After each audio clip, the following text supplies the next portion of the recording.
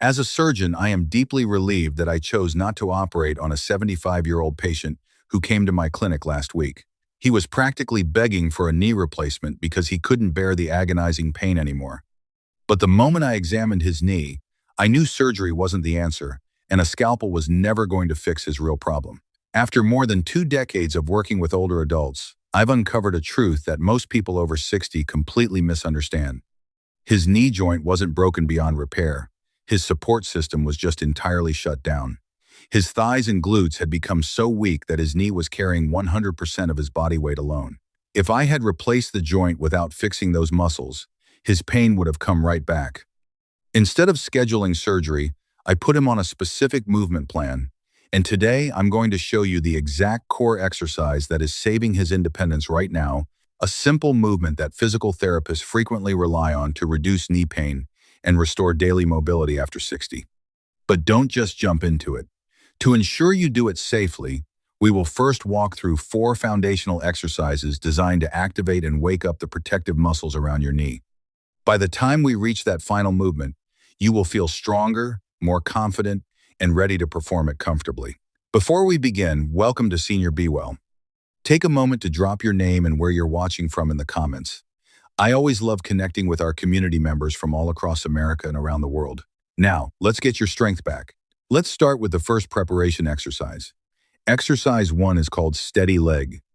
I use this movement because it is simple, safe, and extremely effective at waking up one of the most important muscle groups for knee health, the quadriceps at the front of your thigh. Sit in a sturdy chair with both feet flat on the floor and your back comfortably upright. Pick one leg and slowly straighten your knee until your foot lifts off the floor. Go only as high as feels comfortable. There is no need to force the movement or lock the knee completely. Once your leg is extended, pause for a moment, then slowly lower it back down. The lowering phase is just as important as the lift. Move with control from start to finish. Imagine you are lowering the leg through thick water rather than letting gravity take over. After completing your repetitions, keep the leg extended and hold the position. If you are new to exercise, start with 10 to 15 seconds.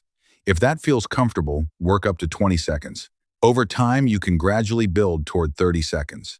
One of the biggest mistakes people make is moving too fast. They kick the leg up and let it drop right back down.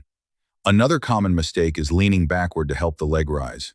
If you find yourself doing either one, reduce the height of the lift and focus on staying stable through your torso. Start with 8 to 10 repetitions on one side. If that feels easy, you can gradually increase to 15 repetitions. Then switch to the other leg and repeat the same process. 1 to 2 sets is plenty for most people. You may feel the muscles in the front of your thigh working hard, and that is exactly what we want. Mild muscle fatigue is normal. Sharp knee pain is not. If you feel pain in the knee, reduce the range of motion and focus on smooth, controlled movement. Now let's move to the second exercise. Exercise 2 is called knee shield. This movement strengthens the muscles on the side of your hip, which help keep your knee properly aligned when you walk, climb stairs, or stand on one leg. When these muscles become weak, the knee often collapses inward and takes on extra stress. Stand beside a sturdy chair and hold it with one hand for support. Keep your chest up, eyes forward, and feet pointing straight ahead. Slowly move one leg out to the side, then return to the starting position with control. Keep your body still throughout the movement. Do not lean to the side to help lift the leg. Only the leg should move. If it feels difficult, use a smaller range of motion and hold the chair with both hands. If it feels easy, you can add a resistance band. Perform 8 to 12 repetitions on each side. Start with 1 set and gradually build up to 3 sets. Focus on control, not speed. Now let's activate the muscles on the back of the leg. Exercise 3 is called heel back. This movement targets the glutes, which help reduce stress on the knee by sharing the workload during standing and walking. Stand behind a sturdy chair and hold it with one or both hands. Keep your torso upright and slowly move one leg backward. The movement should be small and controlled. Focus on squeezing the glute rather than lifting the leg high. Avoid arching your lower back or turning the movement into a backward kick. If either happens, reduce the range and slow down. The goal is to move from the hip, not the back. If needed, use more support and a smaller range of motion. If it feels easy, Add a resistance band while maintaining good form. Perform 8 to 12 repetitions on each side for 1 to 2 sets. You should feel the glutes working while keeping the movement comfortable and pain-free. Now it's time for the fourth exercise, and this is where everything starts coming together. Exercise 4 is called Wall Squat Mini. Think of this as the bridge between strengthening individual muscles and performing real-life movements with confidence. It helps train your legs to work together while preparing you for the most important exercise coming next. Stand facing a wall about 1 step away. Place both hands against the wall at about chest height with your arms slightly bent. Keep your feet about hip-width apart and your body relaxed. From this position, slowly push your hips back as if you are about to sit in a chair behind you. Bend your knees only a little. This is not a deep squat. A small, controlled movement is exactly what we want. Once you reach a comfortable position, slowly return to standing and repeat. As you perform the movement, focus on 2 things. Push the hips back and keep the knees aligned with your feet. Do not worry about how low you go. The goal is control, not depth. A small squat done correctly is far more valuable than a deep squat performed with poor form. One of the most common mistakes is leaning the entire body forward into the wall. Another mistake is allowing the knees to collapse inward. If either happens, reduce the range of motion and focus on moving the hips back while keeping the knees tracking straight ahead. If this feels difficult, make the movement even smaller. That still counts. If it feels comfortable, you can pause briefly in the lowered position before returning to standing. Start with 3 to 5 repetitions and gradually build confidence with the movement. You may notice your legs working harder than expected, and that is a good sign. This exercise helps build confidence, improves leg control, and prepares your body for the functional movement that matters most in everyday life. And that is exactly what we are about to do next. Now we have reached the most important exercise in this entire video. Exercise 5 is called the chair key. I saved it for last because your body is finally ready for it. Your thighs are awake, your hips are working, your glutes are engaged, and now we can put everything together into one movement that directly affects your independence.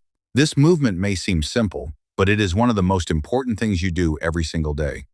Every time you get up from the couch, leave the dinner table, get out of bed, or stand up from the toilet, you are performing this exact movement. When it becomes difficult, daily life becomes more difficult. Confidence drops, mobility shrinks, and many people begin relying more and more on others for help. Sit in a sturdy chair and move toward the front edge of the seat. Place both feet flat on the floor about hip-width apart. Before standing, lean your upper body slightly forward. Think about bringing your nose toward your knees. This simple adjustment helps shift your weight and makes the movement much easier. Now press your feet firmly into the floor and slowly stand up. Do not rush. Once you are fully upright, pause briefly and reset your posture. Then slowly lower yourself back into the chair. Do not drop into the seat. Control the entire descent from beginning to end. This is the secret that makes the exercise so effective. Slow descent, proper knee alignment, and strong hip involvement. As you sit down, think about sending your hips back rather than letting your knees do all the work. Keep your knees moving in the same direction as your feet throughout the entire movement. The 2 most common mistakes are using momentum to launch yourself out of the chair and collapsing back into the seat on the way down. Both mistakes remove much of the strengthening benefit. Move at a comfortable pace, but stay in control during every phase of the exercise. If this feels difficult, use your hands on your thighs or on the arms of the chair for support. You can also reduce the range of motion and focus on learning the pattern. Even practicing the standing portion with assistance and the lowering portion with control can be extremely beneficial. If the movement feels easy, begin using less hand support. You can also pause for 1 or 2 seconds just before sitting down, almost as if you are floating above the chair. This increases muscle activation and improves control. Start with 5 to 8 repetitions for 1 to 2 sets. As your strength improves, work toward 8 to 10 repetitions while maintaining good technique. You may feel your muscles working, and that is completely normal. Sharp knee pain is not. If pain appears, use more support, reduce the range of motion, and return to a level that feels safe and comfortable. This is not about forcing progress. It is about rebuilding strength, confidence, and independence, 1 repetition at a time. Now that you know all 5 exercises, here is a simple plan to follow. During your first week, perform the entire sequence 3 times per week. Focus on control, proper technique, and learning the movements. Do not rush and do not push through pain. During your second week, keep the same schedule but begin using less hand support when possible. Slow down the lowering phase even more. If the hip exercises feel easy, you can add a resistance band for extra challenge. How will you know it is working? You will start standing up with less effort. Your knees will feel less stiff after sitting. Walking will feel steadier, and you will have more confidence in your daily movements. One final tip. If you have been sitting for 45 to 60 minutes, stand up and move around for 1 to 2 minutes. This simple habit can help reduce stiffness and keep your knees feeling better. If you are committed to starting these exercises today, leave a comment below with strong knees, your age, and where you are watching from.